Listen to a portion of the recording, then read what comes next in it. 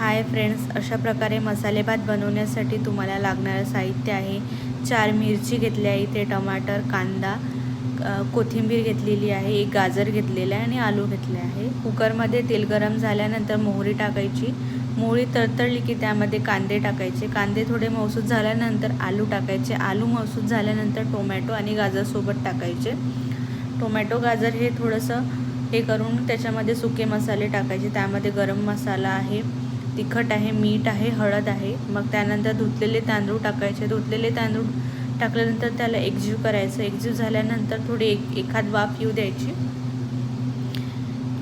दोन ग्लास पाणी टाकलेले आहे मी इथे। 1.5 ग्लास भात घेतला होता। तर बघू शकता तुम्ही, मसाले भात रेडी आहे आपला। तुम्ही माझ्या चॅनलवरती नवीन असाल तर प्लीज लाईक आणि सबस्क्राईब करा। अशाच नवनवीन रेसिपीसाठी तुम्हाला फॉलो पण करू शकता तुम्ही माझ्या इंस्टाग्राम पेजवरती। थँक्यू।